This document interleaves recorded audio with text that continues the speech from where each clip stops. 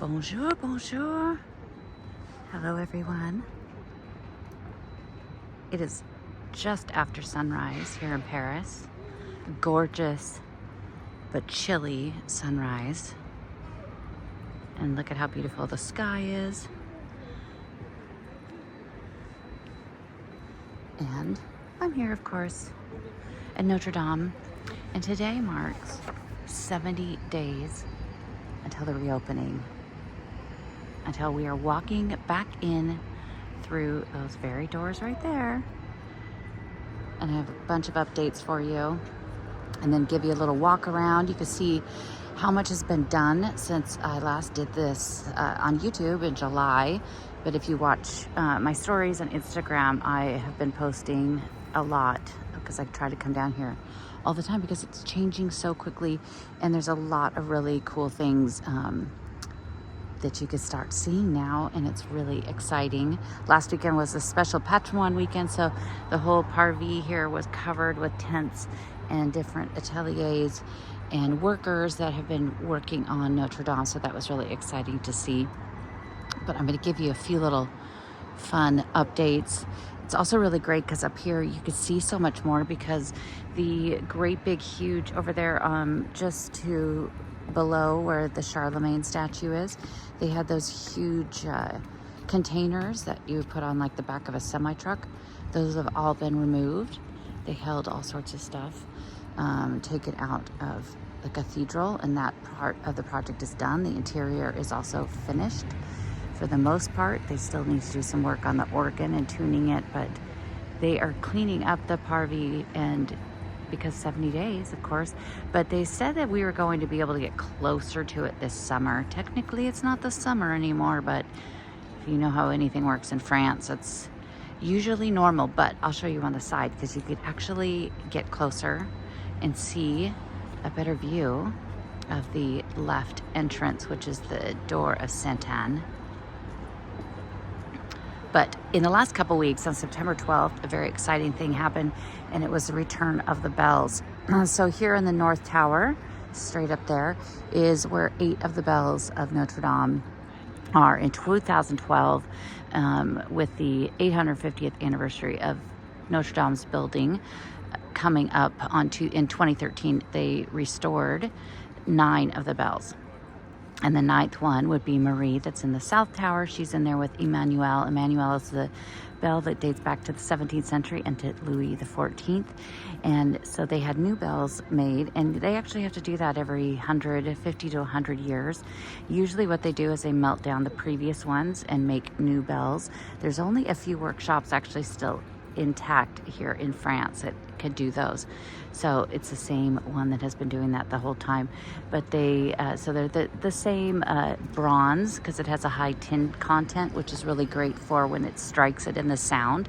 But they do actually will get cracks in them, and they could actually hear that just from the people that have that great ear could actually hear which one has a crack in it just by the sound when it rings. The ones in the North Tower here are the ones that normally are ringing. Emmanuel and Marie only ring on certain events like Easter, big events. When it was the end of the liberation in 1944, they all rung out. But usually it's the North Tower bells that ring. But there is actually, in fact, 21 bells in Notre Dame.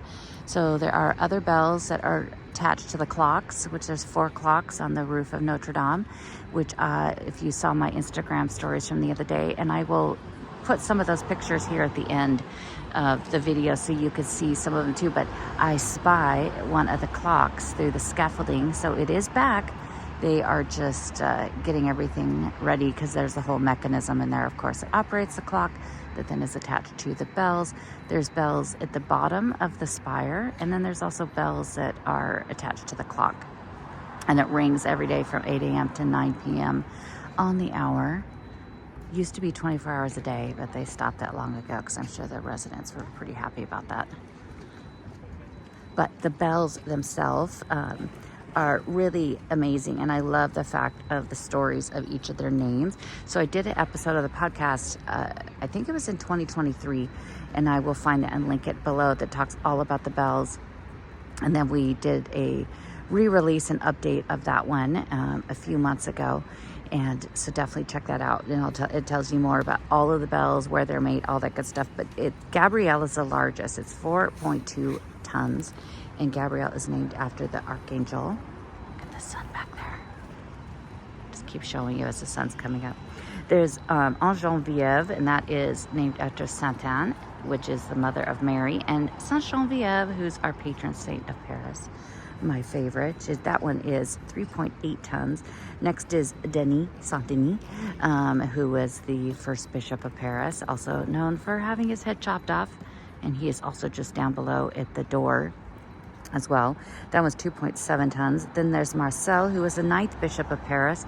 He was the friend of Saint Geneviève. He's the one who convinced her to come up to Paris, and he is also the one that would try to get all the people behind her when she was trying to say, we got to do this, Attila's coming to Paris, he's going to destroy the city.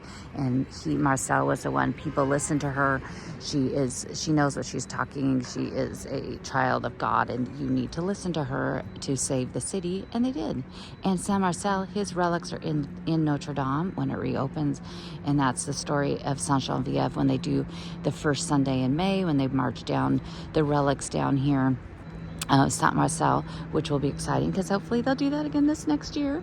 They march the relics out, and the relics go first up to Saint Etienne du Mont, which is just right up here. You can see the Pantheon, and you can see that bell tower sticking out to the left of it. That is right where Saint Etienne du Mont is. Look at that sky. Gorgeous is this morning. People that make fun of me all the time, well, one person always made fun of me all the time about getting up early in Paris. And you know what? I will take this any day to a late night out and not getting any sleep. I will take these quiet, gorgeous mornings. When I got here, not a single person was here. It was fantastic. Then we have, speaking of Saint Etienne, the next bell is Etienne, and it's 1.64 tons. And of course, that is Saint Etienne, which is Saint Stephen. And the original church that was right here on the Parvis was Saint Etienne, and that's why Saint Etienne du Mont is named that, because it's in homage to that first church. Then we have Benoit Joseph, which is 1.4 tons, and that was because of Pope Benedict. So Benedict in French would also be Benoit, and he was the Pope at the time, and when those were dedicated. Then you have Maurice.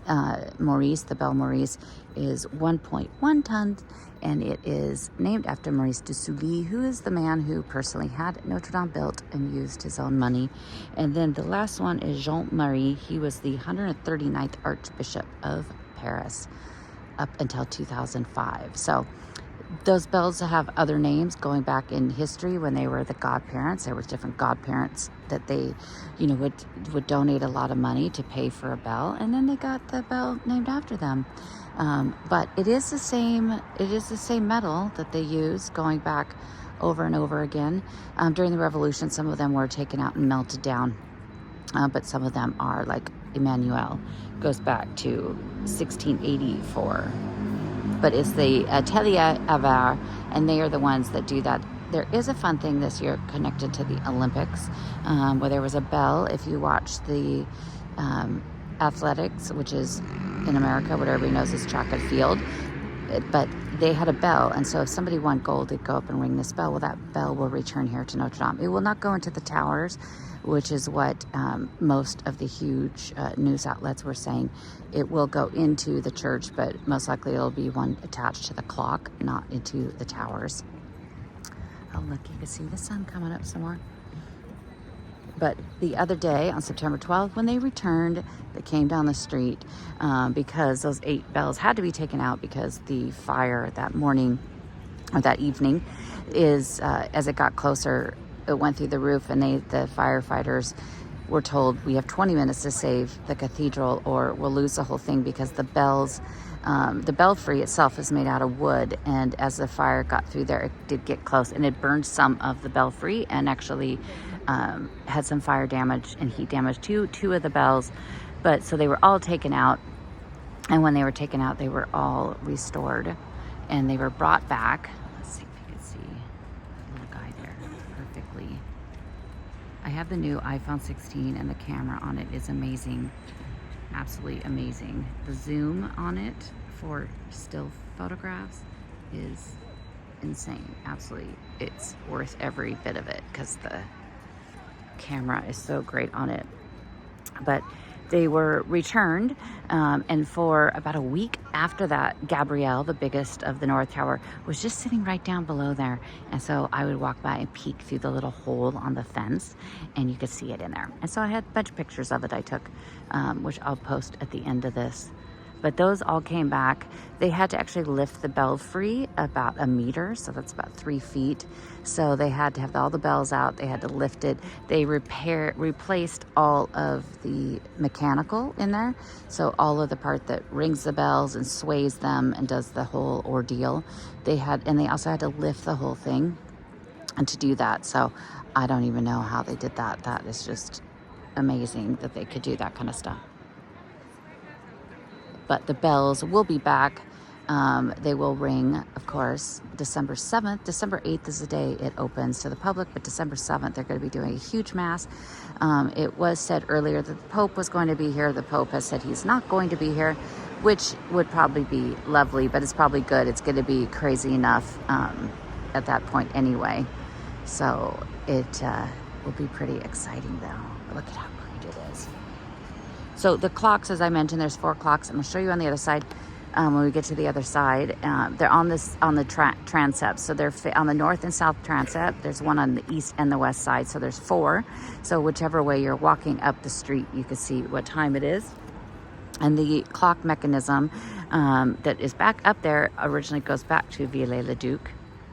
And so that has all been repaired and replaced. See, some people are starting to come, but it's still nice and quiet. It is just so chilly here, but when it reopens, it's going to change how you go in. So you used to go in on the door on the right, which is the Portail de Sainte-Anne, and you used to go in through that door, and then you'd come out on the door on the left. And so now they're going to change it. So you'll go in through the center, through the judgment door, and then you come out at Sainte-Anne. So they're going to also change the way you walk in there. You used to walk in and go around the south chapels, then come around the north and come out. They're going to have you go through the north side first.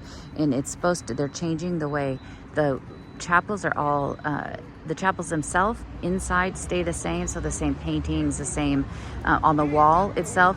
They are moving around the paintings that were in there. Although the lamés and everything that was in there, they will be moving all of those around. But they are changing the way it is. So it's going to actually be a contemplation of the biblical history of salvation. So you'll go in, hit the north side, go around the back and come up the side. And I had every detail about every single chapel down to a T before the fire. And now I will have to change half of it because it's all changing a bit. But look at that. Look at the sky. Now we're going to run down below, and I am going to give you a little peek below of what some of the stuff that's going to go into it is. All the furniture that's being made, because that's all going to be changed. They did pass and say that on whatever was in the cathedral on April 14th, 2019, the day before the fire, is what has to return. But apparently that doesn't mean any of the furniture, because the furniture and all of the altars, everything is changing. And I'm really, spoiler alert, I'm not down with it. But I'll show you. It's just right below us, below the bleachers.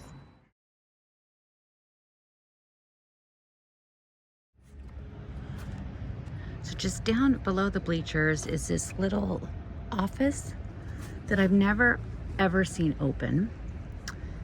And so it looks like they have some books and stuff that you normally would have had in the cathedral, but I've never ever seen it open. But you do have these little models, and I'm pretty sure that these probably had been up at the Gobelin when they did the exhibit for the Lemay's paintings, because they look like the same exact size, but they probably also made a couple of them.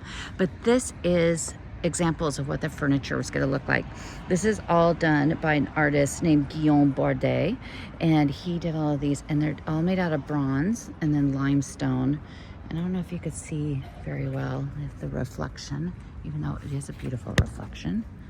But this is the pieces, and these would be the chairs for the members of the church, made of bronze. I'm just not a modern, that whole mid-century modern kind of look. That's just not my jam. But what I do love is this. And this is, and I'll show you the other chairs on the other side, but this is from one of my favorites, Jean-Charles de Cassabajak, who is a artist and a designer, and he did the special robes that they will wear at special events.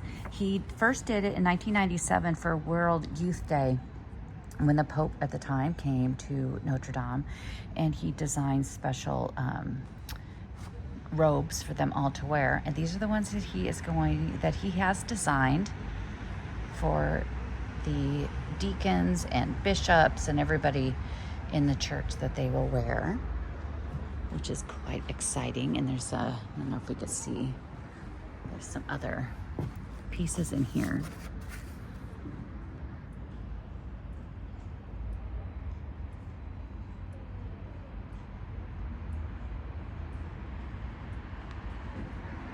Then right over here, we also have the chairs. So these are the new pews that will be in the church.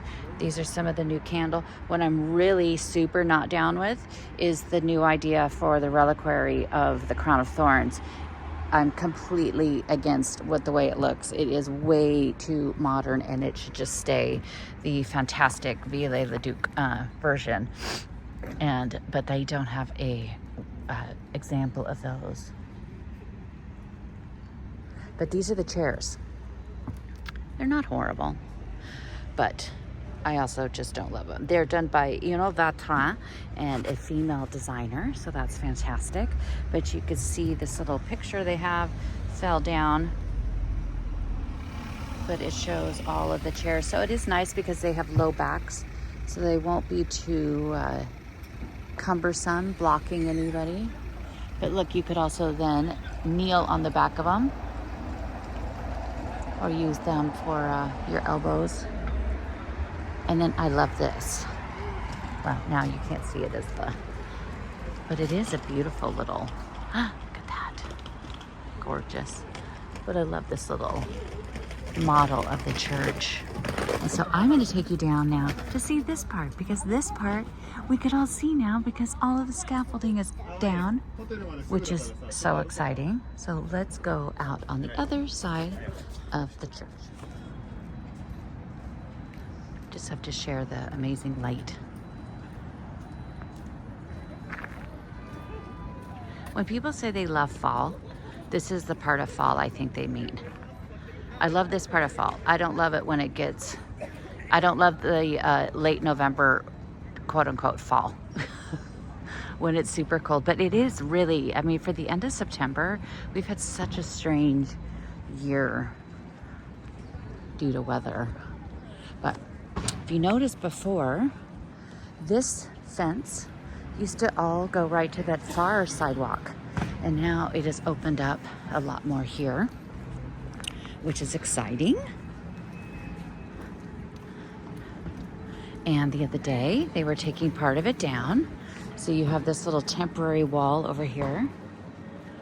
You still have some of the pictures here, which I can't wait for the wall to be down, but it will also be sad because they've done such an amazing job with these walls, updating them with where they are in the project. The first part's always kind of been the beginning of it, what they did at first. But look at this. Look at how close we could get. Look at that, and the door's open. The Friday, we had such a crazy high wind that they couldn't do any work. So because of the cranes, they have a 3-tier system: green, yellow, red.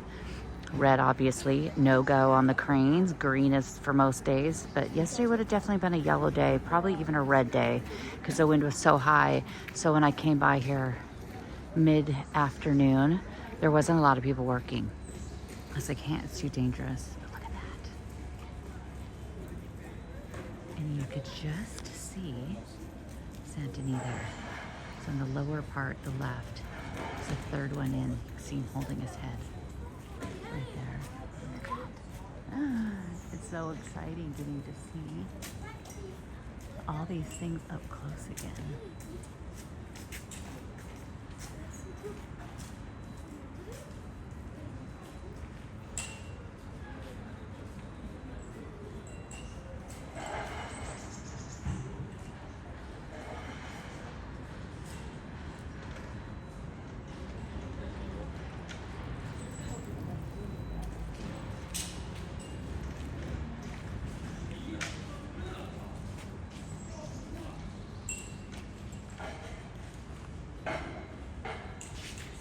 And getting to see down there a little bit more. We're going to go head over here to the other side.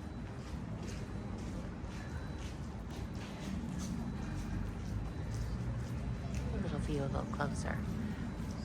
I think they took the doors down, so I can't, my little peeky hole.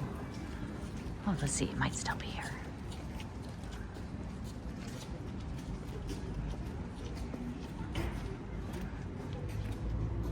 They covered it up. They filled in. Oh, here's one. Check this out.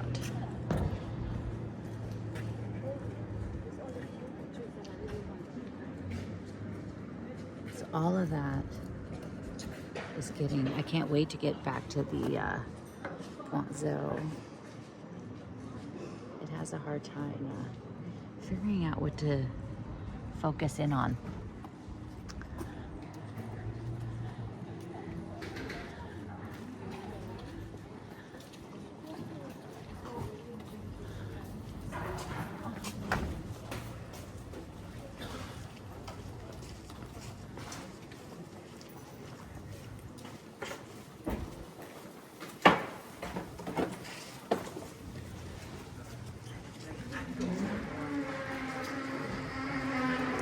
Setting up for the day. Get over here a little farther. Here, you can see these buildings here are also owned by the church, owned by Notre Dame. So here's one of the huge crane all the way down on the ground. And you can see the roof line is in all the way up there. Gorgeous roof line. On the bell tower itself, what they had to do is they also had to not only rebuild and replace some of the boards of the belfry, they also had to, those pieces that you can see right there in that tower, where you see the sky poking through, those are actually lead, like louvers, and they help to push the sound of the bells down, but it also protects the belfry from water and everything getting in. And they had to actually replace a bunch of those as well, so especially on this back side. And then on the front side where the big white tarps are, they had to do a bunch of work replacing all of those. And those, just like the piece of the lead of the roof, had to all be done. Bonjour. Those all had to be sent to England. And so England is one of the only places left that actually does the same perfect sheets of lead the way that they needed them. Because again, remember, everything on the church has to be redone in the way that it was originally.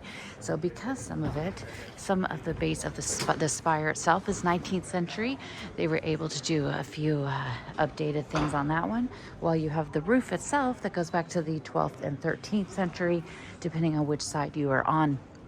And they also had to rebuild it in that way, including the axes. So the axes, they had special axes created here. You can see some of them right there, because they had to do all of these things the same exact way as they were originally done.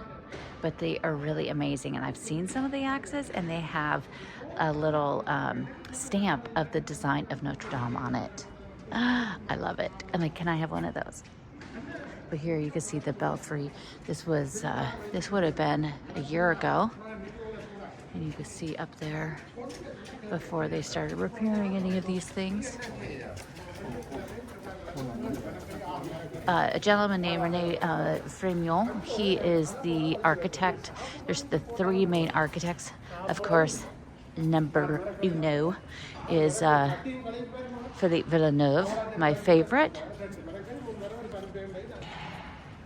And it is, but he said when he took on this project, he needs two other people. It's just two immense. And this gentleman, Rene, his job is to completely redesign the forest, which is the roof. And he had in 2013, he had gone in there and literally measured every single piece of wood in the roof. And because of that, thankfully, they're able to replace every single rafter that's up there exactly how it was before. The ones on the back of the church, because that was older, that's 12th century, were done a slightly bit different than the ones on the more the forward side of the church. When they built the church, they built the back first. So back here, this part of the church goes back to 1160. So this is when they started building. They built the back of the church, and it comes forward from 1160 to 1178. This side right here, which is so fantastic because all the scaffolding has come down over the last few weeks, so we can see it all. This was all done in 1265 to 1300, where you see this outside where it's a real decorative part on it. The biggest, of course, what we know is one of the biggest renovations when Viollet-le-Duc did it. It was 1843 to 1860. This entire transept was first built in the end of the 12th century, but then taken apart in 1245 and completely rebuilt. And you have the top there. You have at the top, you have, again, Saint-Denis. So Saint-Denis is up there. He's facing north. He's facing the basilica named after him and where he died. And then, of course, you have the north rose window. And remember, none of the windows in the church were damaged. But look at it, it's all nice and clean. So when they do clean all of this and then also repair it and then even rebuild some of the stone, they then patina it. So you can see up there, look at that light. You can see up there where it's much lighter than below, but they have patinaed it. They will do a cleaning of this, they say, much later. They're just right now trying to get everything done so they could get it open. But a lot of people will say, oh, 5 years, that could never happen. And I had somebody say, well, I thought it was supposed to be open for the Olympics. And it's like, well, that was the original intent. But remember, we had a thing called COVID in there. And not only did we have COVID, but you also have to think about when they have really bad weather, like the high winds, and they can't work on the outside of it. Considering that it's still going to be open in 70 days, I think it's pretty awesome. Also, everybody's a critic when they're sitting in their armchair, aren't they? But I love coming down here and watching the guys work on it. But all of the details on this are amazing. You can really see in here. I was watching workers with their little trowel in there, and then you could see up here the cross, which is the only thing that survived the fire, which they were able to completely rebuild. But part of the very tip of the spire also had survived, and so I'm sure we will get to hopefully see that someday. But I see a big group coming, so I'm going to we're going to walk around towards the end, and so we don't have to compete with talking over them. The light today is just so pretty.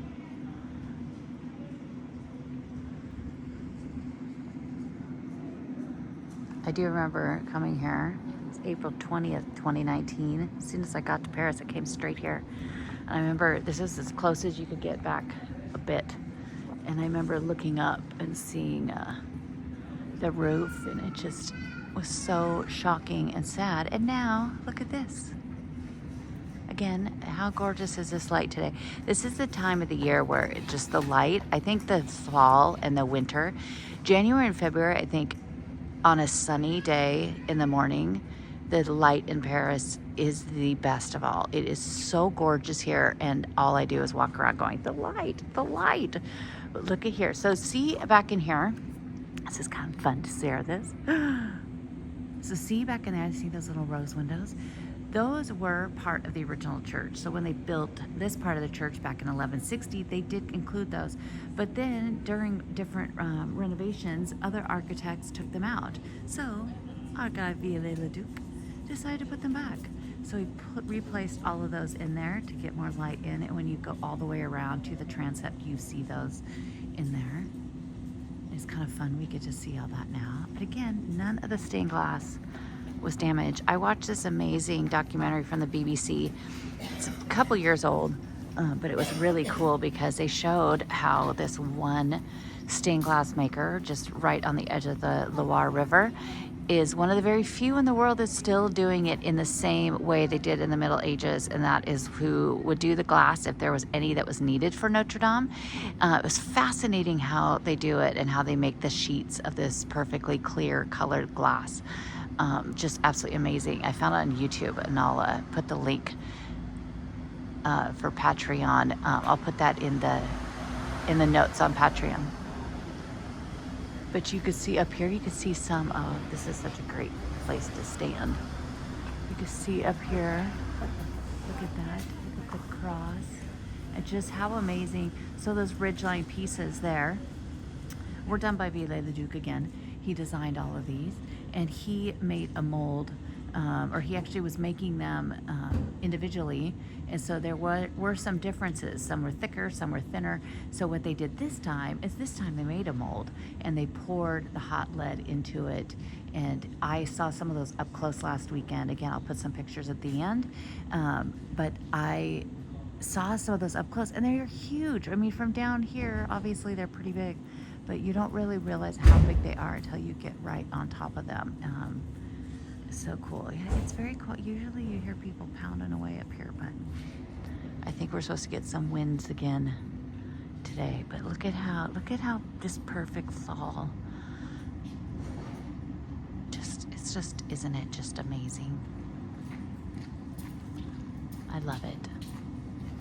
It's so exciting to get to see. I have had people, I had somebody say that I probably have documented the construction more than anybody, and so I should do something with them, create a book or something of the pictures and explaining when it was done and the dates. So maybe I'll have to do that with all the time.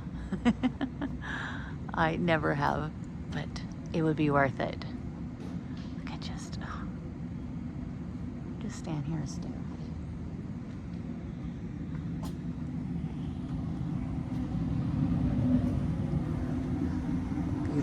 Beautiful morning.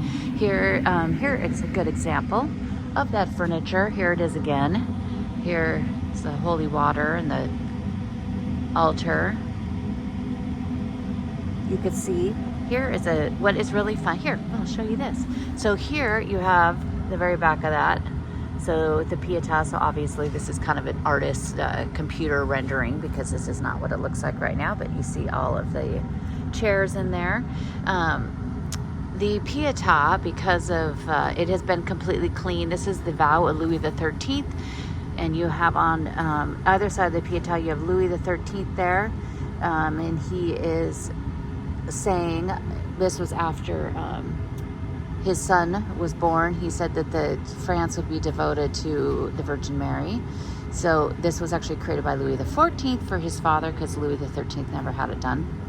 But some hot lead spilled onto the hand of Christ, and so they have cleaned the statue. So you have his hand right in there. They have cleaned the statue, but they left the marking of that on there kind of symbolically to mark the actual fire and everything that happened. I can't wait to get back and see that. You have the original here of the Virgin Mary, of the pillar. That is in Saint-Germain-l'Auxerrois, and that will come back in November. So mid-November is when everything's supposed to be moved back in. The statues, the art, everything, and everything in there is so clean and beautiful. Here's a little bit better picture of the Pietà and the vow. And the furniture. This whole piece here, that's the base of the altar, that is in marble, but there is a massive, huge steel base underneath here that they have built, and they lay all of the marble on top of it. That has now all been brought back as well. You have the organ, which has been reinstalled and will be tuned when they can. Today would be a perfect day for them to tune it because they're not working. Of course, all the restored paintings, the lemmes, which are my favorites. I do love this little thing here about all of the stuff, you know, the stone, the structure, the decor, and everything. And then I love this one. I'm wearing my very warm winter white jacket today, which I wore yesterday when I came out because I thought it was really cold, but it wasn't. Oh, so here's something fun. So they found these sarcophagus. They found quite a few of them buried underneath the church. 2 of them were new to them, and one of them was, they knew it was a past cardinal. You see a piece. So see right behind his head there, that is actually a piece of what was used up at the very top in the vault. But they found 2 sarcophagus, and one of them they didn't know who it was. And so it's come out recently that it is believed to be a 16th century poet. We don't know for sure yet. They haven't, they say that just because of the circumstances and the way he died, he obviously was a horse rider. And he had died in his 30s. But we will wait. I'll share it when they know for sure. But look at this. It's also great that the leaves are falling off because we could see more back here. So after it opens in 70 days, they will then begin to work on the buttresses. They do a lot of work on the outside. They are going to replant well over 200 trees around the property.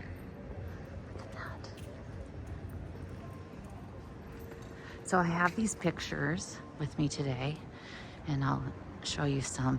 But my grandparents came here exactly on these dates, 1977. And I have a picture of my grandma. They came here, and he wrote that they sat over at this cafe and had a Dubonnet, which is they love to drink a Dubonnet. And excuse me. They sat right over here and had a drink, and I have a picture of my grandma sitting there. And so I was going to do the same, maybe not a Dubonnet first thing in the morning. Actually, I don't know if I've ever even had Dubonnet, or they even sell Dubonnet anymore. But it is right here. But look, there is Saint Louis. And look, this is not a cafe I would normally ever go to because it's pretty touristy, but it's one of those places that you go for coffee or wine or Dubonnet, and it's perfect. So let's head over to the other side and see how the south side looks. So I have to share with you what just happened. And this is some of the things I love about Paris, and hopefully I won't cry when I tell you. So I had just mentioned this is a cafe, and let me show you. Hopefully this comes in. Here's the picture of my grandmother sitting at that cafe exactly on this exact date in 1977, exact date. And so I decided to stop there and go have a coffee and sit in that exact same seat. So I'm sitting there over here on the side, and see, you can see the server there. They're really nice gentleman named Canton. And I'm sitting there, and I have this picture on the table, and I show it to him, and I say, you know, the Montgomery, and I say that, you know, when this happened, and he looked at it, and he was like, oh, and he had noticed in the picture, it says Miko, right where my finger is, and he said it's an old brand of a French ice cream company. And which is funny because now there still is a case there that has ice cream, different one obviously. He said this was the year he was born, was 1977, but he started there in 1995 as like an apprentice working. So he's been there since 1995, and he saw this picture, and he said, oh, this is amazing. And he's like, you look, I see it in her mouth, I see the same. And I didn't realize that she's wearing kind of a khaki jacket, and I am wearing my winter white one. But he said, oh, I could see that that is your grandmother in her face. And then I had my grandpa's little diary with me from that trip. And he came back out again, and I said, look, right here. He said, they stopped here and had 2 Dubonnets right here at and it says, on the street. And he's like, was your grandpa in the war? And we're doing this all in French. He says, is your grandpa in the war? And I said, he was in World War II, and he came here for a day. And he was in England in the Air Force. And he said that he had letters that his grandpa wrote to his grandmother, and how much he loved them, and having their signature and their handwriting. And those are just the moments that I love here so much, when you could have that, you could share that and have that exchange with somebody. And, this is where the French get such a bad rap. And I have met the nicest people, especially in working in cafes, by having those kind of exchanges. And when I left, I said, thank you. The cloud behind it looks kind of gray. And I told him I would come back again soon. So now I will probably go there every time I come down to see Notre Dame. The coffee wasn't great, but the croissant was delicious, and the conversation was the greatest ever. And I sat in the exact same spot, against the same exact spot on the window where my grandma sat and my grandparents were. He's also said they don't have Dubonnet, but he said they could get some for me to have there, which was very sweet. So look at how beautiful it is back here. Look at it. I love that look how low that branch is. These are those things that would never fly in America. But I love that they just leave it there coming up. And if you're tall, you do have to make sure you duck to get underneath it.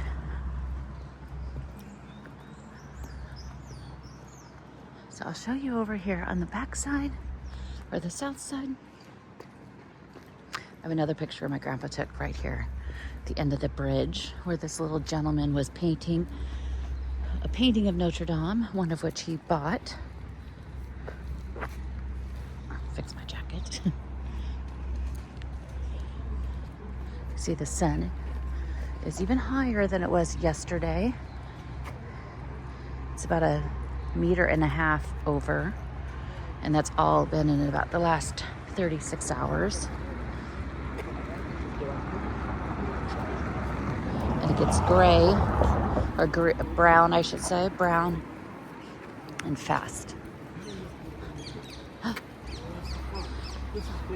Gentleman has a Pompier patch on his backpack, and a French little patch, which in the diary my grandpa said he bought at a little store right by Notre Dame. He bought a patch, which I still have his little patch of France.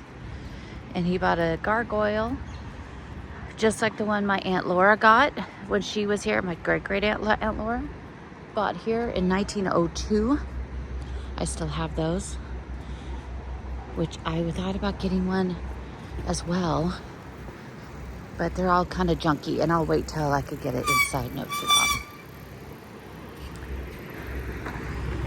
We could have 3 generations. Look at the color. So they've also taken down below here. You had all of those. This is where they would bring the barges in, but they had that huge platform. They had 2 big platforms over here where they would pull up the pieces that would go up onto the roof that they were bringing in from Normandy. And those platforms are all gone now too, so we could see a little bit closer towards the sacristy.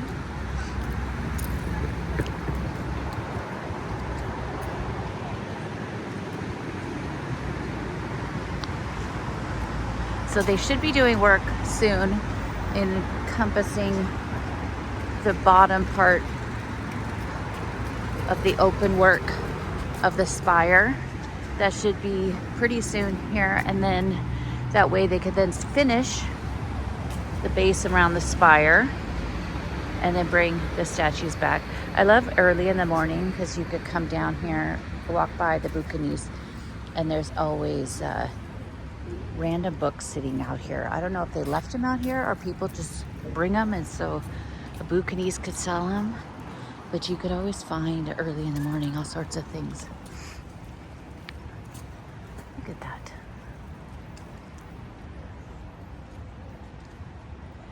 So we'll see if we could see it. Might not be able to do it. You don't have the same zoom capacity on video as you do on still. But I will put a picture of what the clocks are. So kind of, let me see. Kind of right about, so where's my finger? Right about there, as you zoom in on my finger, is where the clock is. So there's 4. So it's same about the exact spot on the other side, as well as on the north transept. Those are the 4 clocks. But they are back there. I could see yesterday. When I zoomed in on it, I saw them.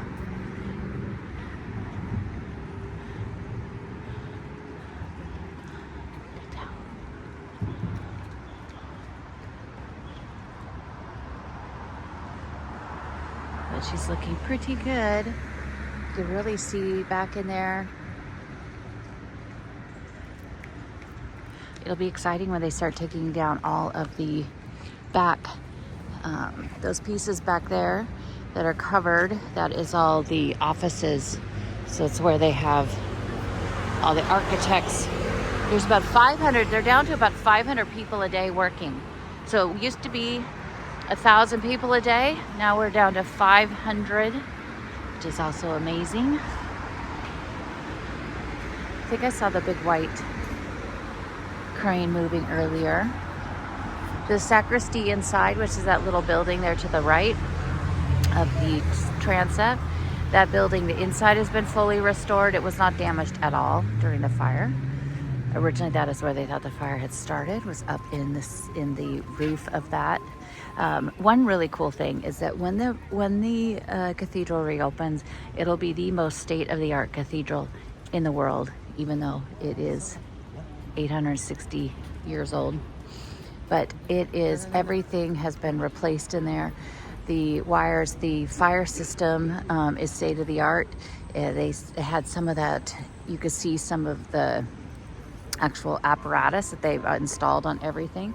There is also going to be air sensors, and so every few minutes they're going to have all these sensors throughout the entire building that'll suck in the air, and the air will then be analyzed, and they'll be able to know immediately if there's anything that is off.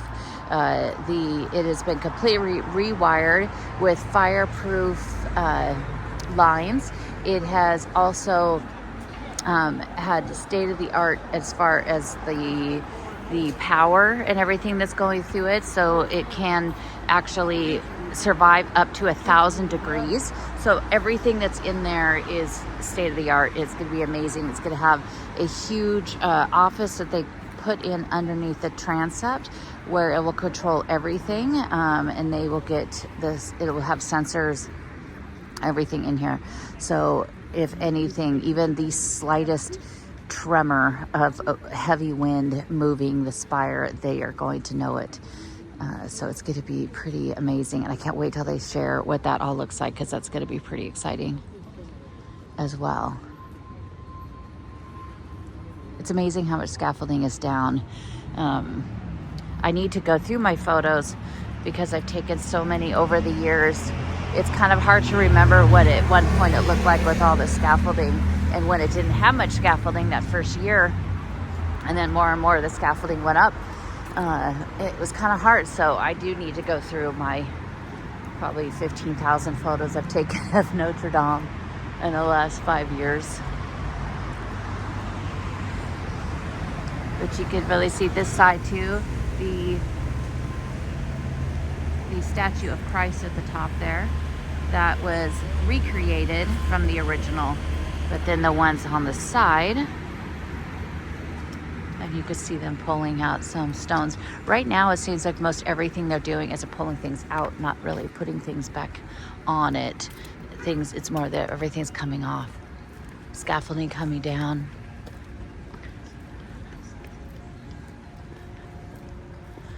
It's quite exciting. I know I've said that 1,000 times, but I can't think of a better word.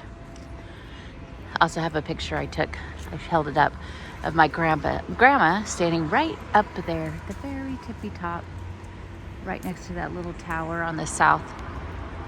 It's one of my aunt's, her favorite pictures of my grandma, right up there. Maybe this is where I'll have to leave a few of her ashes when it reopens.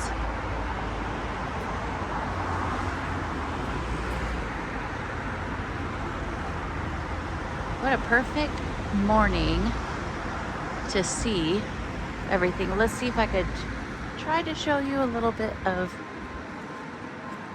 this side of the clock, if we can.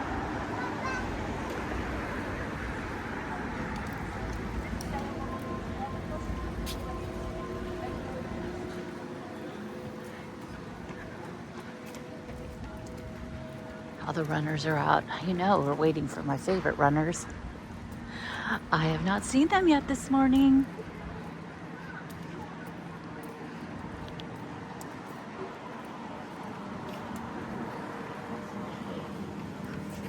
Let's see if this is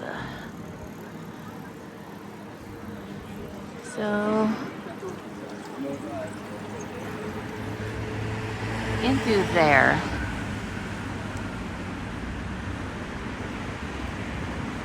I don't think I can't zoom in enough on the video, but I'll post a picture of it after this. So make sure to check out the end. Don't go away and look at some of the pictures I posted. Or make sure you also subscribe to my newsletter, because things are going to be changing quickly in the next 70 days. So I'll have lots and lots of updates. We'll have some new podcast episodes just about Notre Dame, what's going on inside. But in the next 2 months, we'll see all the furniture go back, the art go back, and there will still be scaffolding. We're not gonna all of a sudden, oh, I think we're taking some down. It's not that everything is gonna be done and all the scaffolding off. Yes, they are tacking that down by December 8th, because there's still a ton of work that's gonna go on the outside of the cathedral and out around it in the garden, but they are definitely taking off more of that scaffolding. Yay. All right, everybody, I'm going to say goodbye, but don't leave yet. Make sure, hang out and watch some of the pictures I'm going to post on here from last weekend, with some of the close-up pictures you could see, closer than we could get on the video. And thank you guys so much. Thanks for your support. If you're not a member of my Patreon, you could join that today. It's a great way to support all that I do and share, and the immense amount of time I do research on things, which I love to do and love to share it with everybody. But if you've done any research in your life, you know that it takes a lot of time. So go ahead and subscribe and join my Patreon. It would be greatly appreciated. Or you could leave a tip and send to PayPal or Venmo at claudine@claudinehemingway.com. And wait and check out the photos. And I will see you very soon here on YouTube and every day on Instagram. Thanks all.